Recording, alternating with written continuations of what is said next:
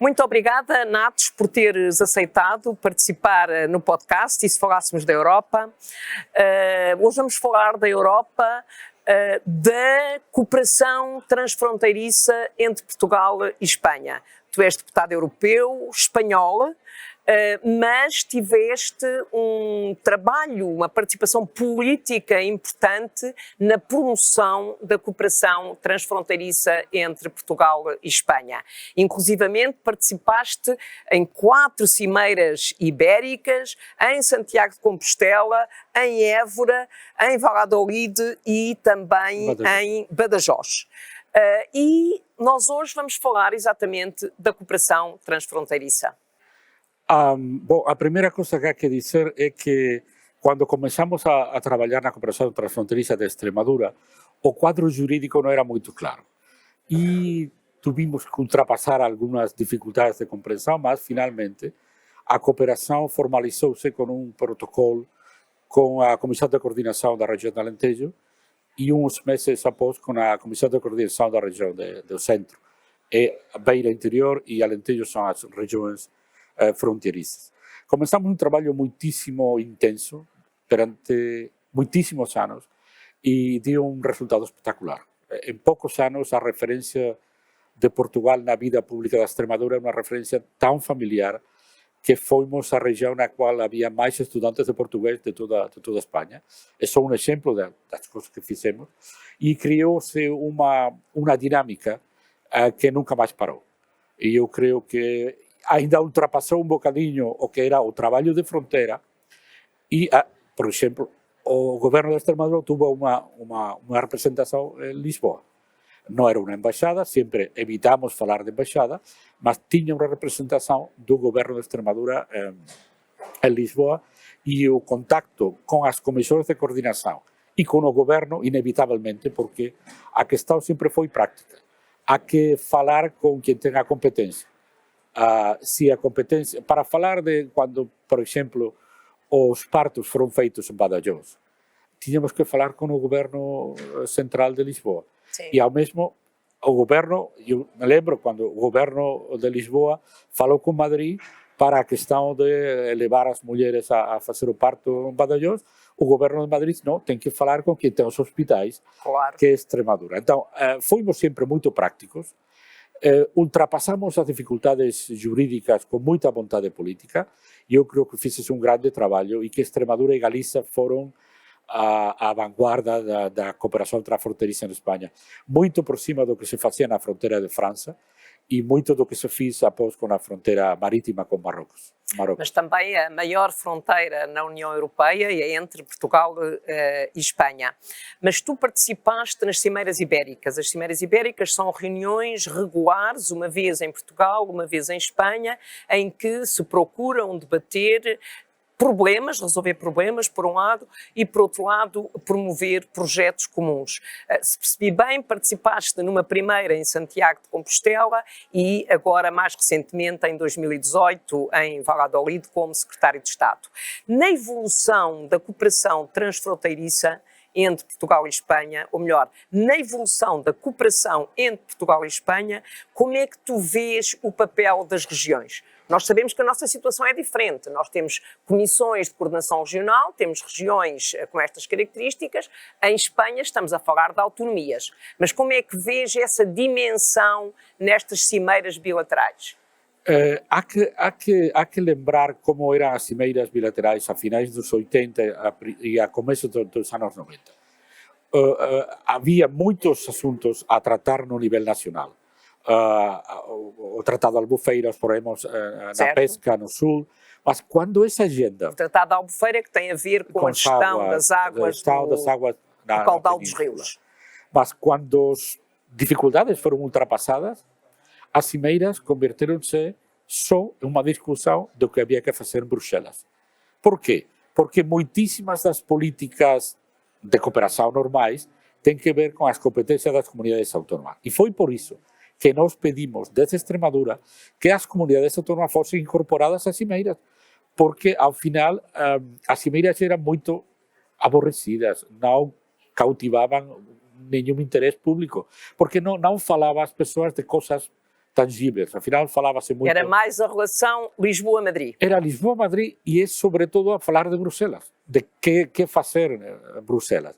Não se falava de agricultura, não se falava de saúde, não se falava de incêndios florestais, porque as competências do lado espanhol eram as comunidades autónomas. Então, fizemos uma grande batalha política com os governos conservadores de Aznar e quando Rodríguez Zapatero chegou ao poder, foi o primeiro presidente que admitiu as comunidades autónomas nas cimeiras, não só formalmente, aunque a cimeira de Santiago foi mais bem protocolar, mas a partir desse momento as comunidades autónomas falavam com o governo da agenda da cimeira.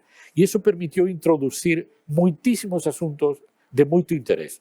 Incêndios florestais, partilhar sistemas de saúde, segurança, recursos de proteção civil, coisas que não estavam na agenda dos governos e que entraram as comunicações de fronteira, se não são, no caso espanhol, grandes autovias, são regionais ou provinciais. E eu me lembro, por exemplo, da cimeira de Salamanca, antes da entrada das comunidades autónomas, aprovou-se fazer uma ponte em Penamacor. A ponte estava feita, tinha sido feita pelas administrações locais em Extremadura. Então, eu creio que a entrada das comunidades autónomas nas cimeiras refrescou muitíssimo a agenda e permitiu falar de questões que tinham sido adiadas pelos governos nacionais, porque da parte espanhola não formavam parte das competências. E eu creio que foi uma grande ideia, creio que refrescou muitíssimo a agenda, creio que falamos de muitíssimas coisas de muitíssimo interesse e isso provocou uma maior atenção do público às cimeiras. Porque o trazer esses pontos para as cimeiras bilaterais, Portugal e Espanha, aquilo que nós costumamos dizer as cimeiras ibéricas, de facto leva a poder discutir temas que são temas essenciais na relação transfronteiriça entre Portugal e Espanha. Tu referiste o combate aos incêndios, a proteção civil, na área da saúde, até na área das infraestruturas e das ligações entre Portugal e Espanha, em que aquelas regiões são, e as pessoas que vivem naquelas regiões são as principais beneficiárias. Mas tu disseste a certa altura que nas cimeiras antes só se tratava das questões da União Europeia mas também aqui interessa discutir o papel da União Europeia, ou seja, como é que a União Europeia pode ter um papel ativo a apoiar esta cooperação regional. Nós temos o programa Interreg, mas como é que a União Europeia pode efetivamente apoiar, digamos, esta dinâmica transfronteiriça? Sim. O programa Interreg foi muito importante ao começo, mas eu sempre tive a ideia que procurei passar para a opinião pública. Esto no puede depender de ter una financiación europea, tiene que haber una voluntad política de continuar, quer que sea o cuadro financiero. Y eso logróse. Teníamos o Interreg que financió grandes obras, mas también financió pequeñas actividades de cooperación y de conocimiento, y fue muy bueno. Ahora, una cosa que yo traté siempre de evitar era uma impressão da parte espanhola muito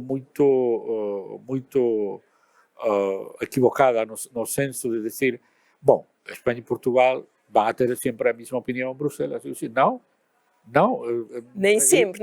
Não, nas pescas temos interesses diversificados. Claro, e somos países de um tamanho diferente e com uma lógica diferente na União Europeia, mas para muita gente a percepção da grande amizade, da cooperação, tinha uma consequência ilógica, que era dizer, mas em Bruxelas não há que falar muito. Não, há que falar muitíssimo. Porque isto não é Eurovisão. Exato. Isto não é o concurso de música. Isto não é, Espanha e Portugal vão sempre votar. Não. Há que falar de cada coisa.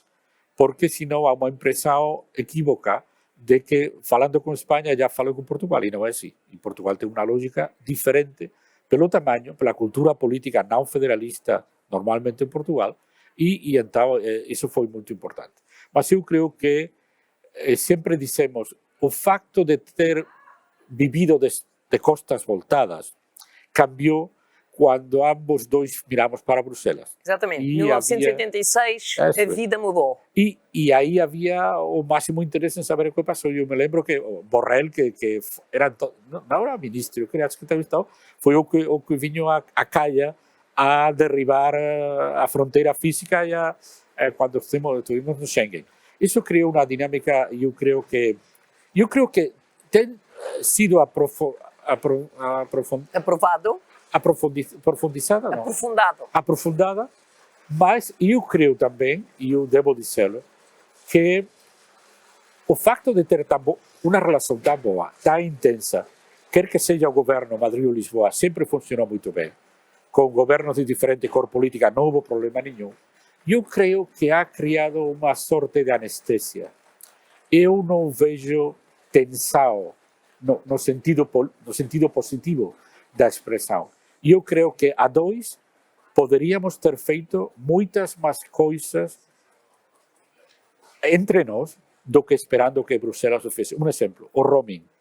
Nós pudimos fazer roaming 10 anos antes de Bruxelas e ser uma vanguarda, ser um laboratório de integração entre nós na Península Ibérica e nem sempre temos que esperar a que Bruxelas tenha formato agora europeu. Na área da energia, fomos de certa forma, com o acordo para os preços da energia, fomos de certa forma precursores na União Europeia. E há que continuar. Esse caminho de integração, em muitos aspectos, é muito mais fácil a 2 que a 27. Então, minha ideia, temos que continuar fazendo coisas que logo vão ser vistas na Europa. A accepção ibérica na energia pode ser um exemplo, mas a integração elétrica, temos que pensar que a nossa contribuição para a Europa pode ser feita conjuntamente, fazendo coisas de integração entre os dois países e logo oferecendo soluções para a Europa. Mas há um projeto que é financiado pela União Europeia e que foi aprovado pela Comissão Europeia em agosto do ano passado, exatamente no âmbito da cooperação transfronteiriça entre Portugal e Espanha, no programa 21-27, para nós no QFP 21-27, que é o programa POC-TEP, que tem, digamos, se situa na fronteira maior da Europa, que é a nossa, a mais extensa, com 1.234 quilómetros, mas que tem um financiamento significativo de 427 milhões de euros, dos quais 320 são do FEDER, e que tem aqui pilares interessantes que têm a ver com a vida das pessoas nas regiões de fronteira. E que tem 5 prioridades muito interessantes: uma Europa mais inteligente, a redução de 33% do carbono, uma Europa mais social, uma Europa mais próxima dos cidadãos e uma melhor governação e cooperação entre as regiões. Isto é um bom exemplo, na linha de que tu estavas a referir, é um bom exemplo e é financiado pela Comissão Europeia, pela União Europeia, no sentido de promover estes princípios onde as regiões de Portugal e Espanha podem ter aqui um papel muito importante. É muito importante saber que este dinheiro europeu tem que ser gasto conjuntamente. Isto não é um dinheiro europeu, quer que seja a origem, então vamos gastar. Não. Os projetos têm que ser mistos, têm que ser comuns, e isso é muito importante. Eu creio que um dos avanços históricos das cimeiras foi estabelecer uma estratégia ibérica para a fronteira, que é uma estratégia de cooperação transfronteiriça, mas é uma estratégia do problema demográfico, porque a nossa fronteira, a raya, tem uma característica essencial: uma falta de população, uma debilidade do tecido econômico e empresarial, e em Valladolid se estabeleceu uma estratégia ibérica para a fronteira. Certo. Mais do que a cooperação transfronteiriça, uma estratégia comum. Portugal tinha feito muito trabalho com a Secretaria de Estado de Valorização do Interior, tinha feito muito trabalho na fronteira. Nós tínhamos uma política menos clara na Espanha, criou-se uma figura no governo para o reto demográfico, no nosso caso, despovoação na fronteira, e isso foi, eu creio, um grande avanço, porque misturar muitas políticas que têm a ver com a despovoação, pode haver ajudas fiscais, nem sempre funcionam, ajudas às empresas para instalar, formação de trabalhadores. A ideia é fixar um território muito despovoado, fixar povoação e trazer atividade econômica. E isso foi feito em Valladolid conjuntamente. Não só vamos a fazer uma política de fronteira do lado de Espanha e do lado de Portugal, mas articular, e eu trabalhei muito como secretário de Estado de Política Territorial com o meu colega de Lisboa, na articulação deste projeto conjunto que tem uma boa parte de financiamento em muitos dos projetos do PopTech. É muito interessante nós olharmos para este projeto de cooperação transfronteiriço, cooperação transfronteiriça, com esta dimensão financeira que é significativa, com estes objetivos, que são objetivos europeus, mas que nós procuramos levá-los para o nível local, para o nível regional. E, portanto, esta também é a nossa função, é integrarmos, porque quando nós dizemos que há objetivos europeus para determinadas políticas, redução do carbono, a participação dos cidadãos, etc., a questão da mobilidade e das interligações, mas depois muitas vezes não somos capazes de transpor isto para aquilo que são as prioridades locais e para a forma como os cidadãos, como as regiões podem participar nestes objetivos políticos. Eu creio que da parte portuguesa as autarquias são muito poderosas, têm muita boa financiação e têm capacidades políticas e jurídicas diferentes da Espanha. A Espanha é mais a região e muitas das políticas da região autarquias. O espelho são as autarquias. Eu creio que há que aproveitar estas sinergias sem cair em uma visão protocolar da relação. Certo. Vamos falar com quem tem a capacidade jurídica, política e financeira de resolver um problema. Não vamos. Isso sempre foi muito bem compreendido pelo governo português. Trabalhamos muito com as comissões de coordenação, mas quando o salto para Lisboa foi necessário, sempre fomos muito bem recebidos. E com os autarcas da fronteira, sempre foram um fator de mobilização, de vontade política. E eu me lembro de muitíssimos presidentes da Câmara da Fronteira que eram pessoas empenhadíssimas nas políticas de cooperação com a Espanha e que fizeram grandíssimas coisas ao largo da fronteira. Mas eu vejo, por exemplo, que este projeto de que estávamos a falar não é só objetivos globais, diria, para a região. Temos projetos concretos, aliás, tu no início falaste sobre a cooperação com os partos, na cooperação na área da saúde. Aqui temos um dos projetos, neste projeto quadro, temos projetos muito concretos, o 112 transfronteiriço, a circulação de trabalhadores transfronteiriços, com a criação de um guia prático, concursos de obras importantes transfronteiriços, Foodtech, portanto, na área da investigação e inovação alimentar na região do norte de Portugal, designadamente Castela, Leão e Galiza, um programa de revitalização das aldeias, uma estratégia plurianual de sustentabilidade do turismo transfronteiriço, uma agenda cultural comum e também a ligação ferroviária de alta velocidade entre Madrid e Lisboa, que nós esperamos ver. Ou seja, não se trata apenas de ter objetivos comuns, trata-se de, ao nível local, responder a necessidades muito concretas. É assim, e sempre, quando descemos ao nível autárquico, a política é prática. Os autarcas não podem fazer grandes discursos sobre a Europa, estão a resolver os problemas comuns. Governam para as pessoas. É isso que fizemos. É verdade que muitos dos projetos que tínhamos foram cortados por a crise e depois por a pandemia. Mas, por exemplo, o Centro de Nanotecnologia de Braga foi o produto de uma Aliás, cimeira. É um projeto ibérico, claramente. Luego, o centro que estava previsto em Badajoz já foi impossível porque a crise chegou. Mas retomar todo este leque de projetos, e eu creio que o que corresponde fazer neste período é ir para as necessidades das pessoas na fronteira, que tem que ver muito com a atividade econômica da fronteira e com as comunicações. As comunicações melhoraram muitíssimo, não tem nada a ver com os anos 80, e eu creio que esse foi um capítulo mais ou menos resolvido. Agora é a atividade econômica. E os projetos do PopTech visam ter condições para que a atividade econômica na fronteira permita a fixação da população.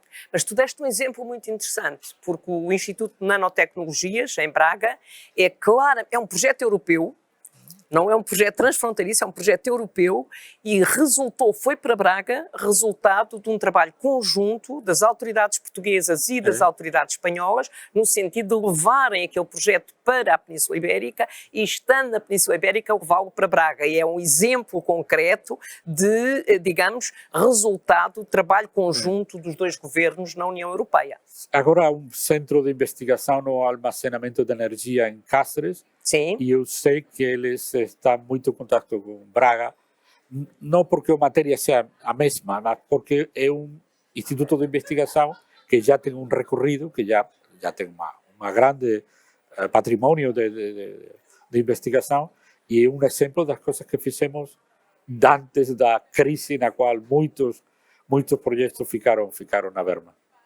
Mas, Natos, antes de nós acabarmos, eu queria lembrar que tu és condecorado com a Ordem de Mérito da República Portuguesa. Penso que foste condecorado nos tempos do Dr. Jorge Sampaio, Presidente da República. O que é que isto representa para ti? Eu sei que tens um trabalho imenso, há muitos anos, algumas décadas de cooperação entre Portugal e Espanha, mas o que é que esta condecoração representou para ti? Para mim é uma grande honra que o Presidente Sampaio lembrou-se do trabalho que tínhamos feito da Extremadura e pensasse em otorgar-me esta condecoração da República, que eu levo com muitíssimo orgulho. Sempre tivemos uma grande relação com muitos políticos de Portugal. Eu conhecia o Dr. Sampaio quando era membro do Comitê das Regiões, como alcalde de Lisboa. Como Presidente da Câmara de Lisboa, exatamente. Claro, trabalhamos muito, ele sempre foi muito sensível com as comunidades autónomas espanholas. E quando ele deixou a presidência da República, eu me lembro de ter ido à Casa do Relógio, na Tapada da Ajuda, a falar com ele sempre de Catalunha. Como está o conflito catalão? Ele seguia a política espanhola com uma grande atenção. E quando ele já não era presidente da República, eu gostava de ir a falar com ele. Quando estava em Lisboa, eu gostava de ir a falar com ele. Foi um grandíssimo presidente. Eu creio que Portugal teve uma grande sorte com os presidentes que tuvo e com os primeiros ministros e que permitiram fazer um trabalho com Espanha que é um patrimônio de uma geração de políticos. Eu me lembrava com algum colega seu, quando António Guterres demitiu de primeiro-ministro após os resultados eleitorais das locais, desapareceu por 3 dias. Estava na Extremadura para oxigenar-se e sair. Eu sempre tive muitíssima boa relação com os ministros, os primeiros ministros, com António Costa, que visitou Extremadura, com Sampaio, com Soares, que foi medalha de Extremadura, com Sampaio, que foi prêmio Carlos V da Academia de Juste. Exatamente. Eu conservei muitíssimos amigos na política portuguesa. Também. Também teve o prémio da Fundação Juste. Eu representei o Partido Socialista nos congressos do Partido Socialista Português inúmeras vezes. E aí... acho que foi aí que eu te vi as primeiras vezes. Pode ser. E da Raya estávamos o comendador Rui Naveiro e eu. Estávamos lados da Raya. E eu sempre mantive grandes amigos na vida pública portuguesa em todos os partidos. É uma grande satisfação manter muitíssimos amigos dessa época. Muito obrigada, Natos, por teres participado no podcast e se falássemos da Europa. Desculpa pelo meu português, tão um bocadinho enferrujado. E, sobretudo, deixo-te um apelo para continuares a ser um entusiasta desta cooperação entre Portugal e Espanha. Muito obrigada. Muito obrigado, Margarida.